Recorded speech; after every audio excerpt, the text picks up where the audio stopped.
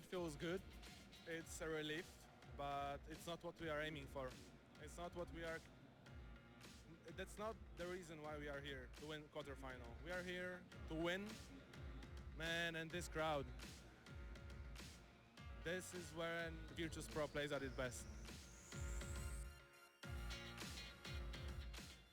Okay. I think what's very important for us to win the semifinal is to turn on our flow. Don't think about who are we playing against. Just remember that we are the team who was always feared the most.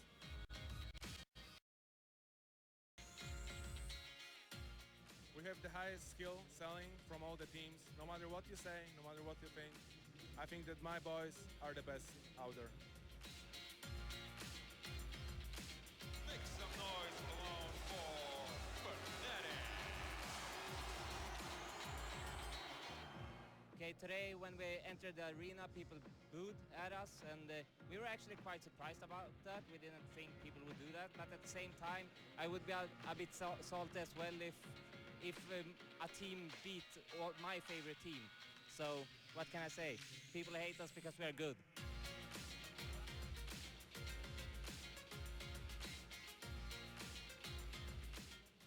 Tomorrow we're playing Virtus Pro, and I think that game is gonna be sick. The crowd is probably gonna cheer for Virtus again, and I mean it's just fun, to be honest.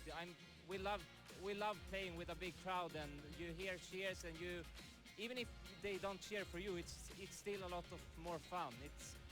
I mean the crowd is still amazing. I can't even explain how amazing it is just to play here.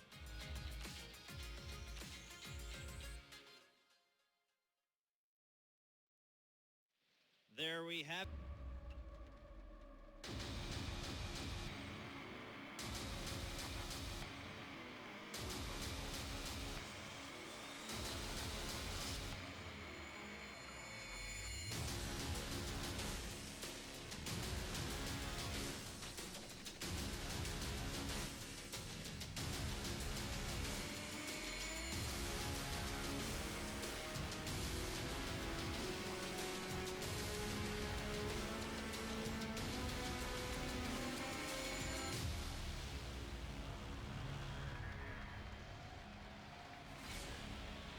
Feel the bass rumble! It's time to... If you think Fnatic are going to win this, let me hear you now! If you want VP to win this, let me hear you now!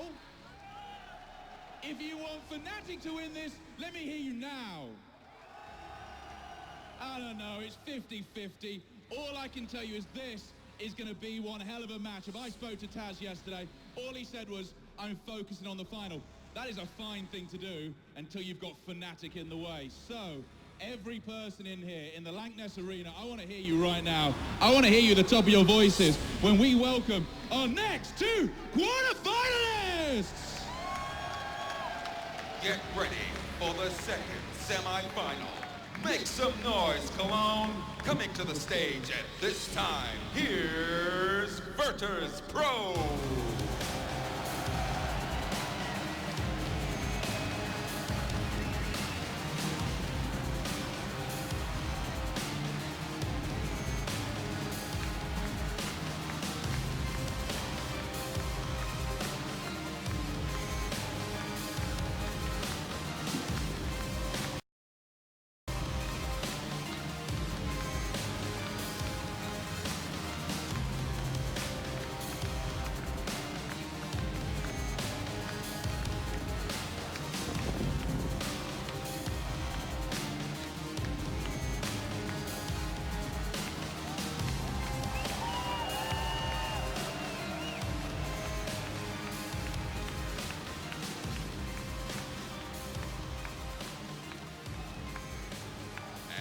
Put your hands together for their opponents, the reigning ESL One champions. Here's Fnatic.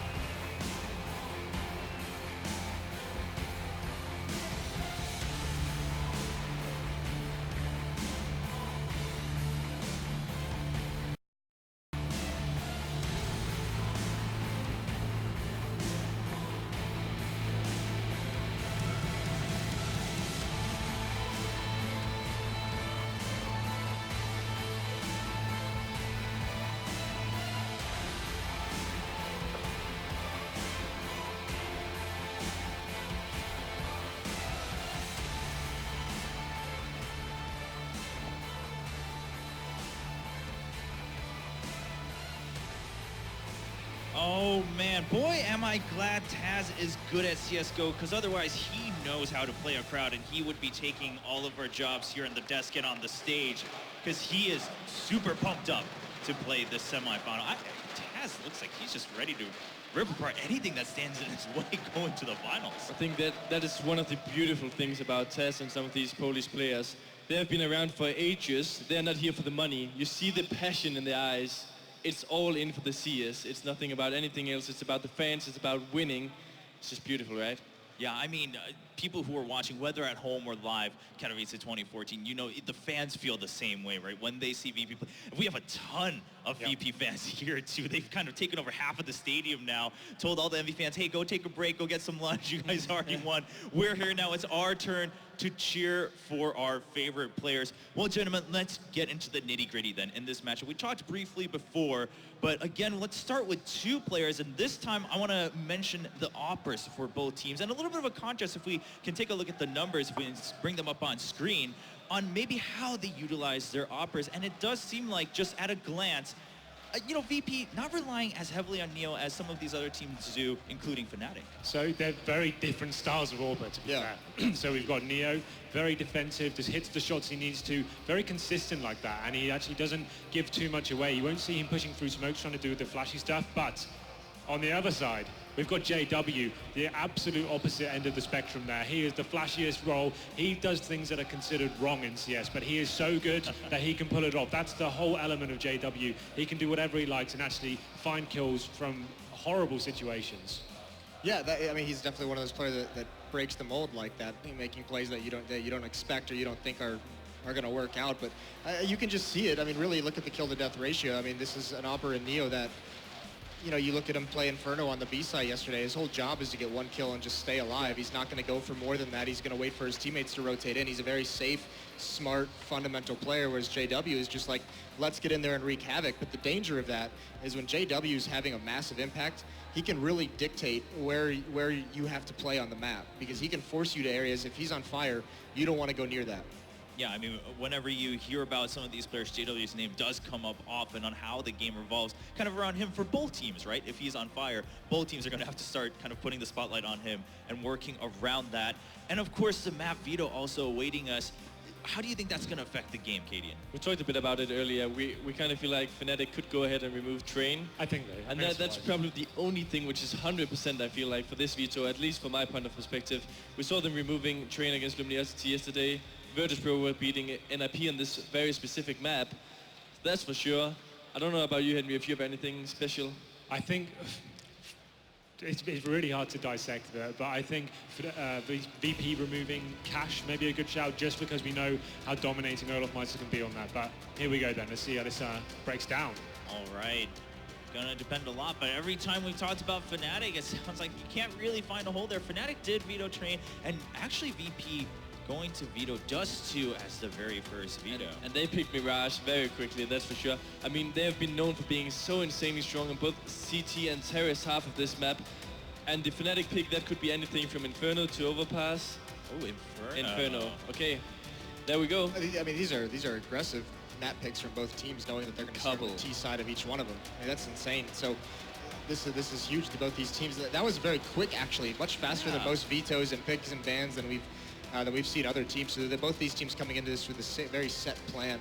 Not surprising to see Dust 2 removed, to be honest. No, the thing is, these two teams are some of the teams which has the biggest map pool of all the teams. I mean, that's also the typical thing of when we get to this stage of the tournament, all these teams just know how to play basically all maps.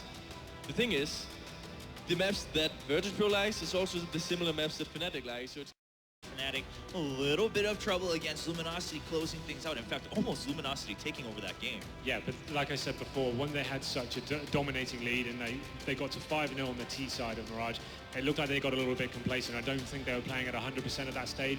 It wasn't the same game that this matchup is. They'll be fully concentrated at 100% of the time going into this series. Yeah, and all 10 players now going in to warm up before they start their semifinals. See who moves on to the very final match here at Esl One Cologne 2015. Moses, are you still convinced that all logic in this world says Fnatic moves on to the final?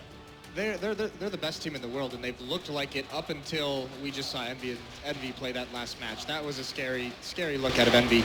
But in this matchup, yeah, I still have Fnatic taking this 2-1. I actually feel like with these maps, Fnatic is somehow going to make it 2-0. I think so as well. I would agree with 2-0. Oh, Fnatic taking it 2-0, shutting down VP. Well, VP fans, you heard what the experts had to say, so I'm sure you'll be cheering loud and clear in the arena, but we've got quite a few Fnatic fans here too. Ladies and gentlemen at home, tell us what you think. Who's going to match up against Envy in the very last match of Esl One Cologne 2015? Who's going to have another shot at another title? Who's going to add another one to that? Is it going to be Fnatic going for a back-to-back, or is VP finally going to return after their great success last year at Katowice to take another major title? We'll find out after this very, very short break.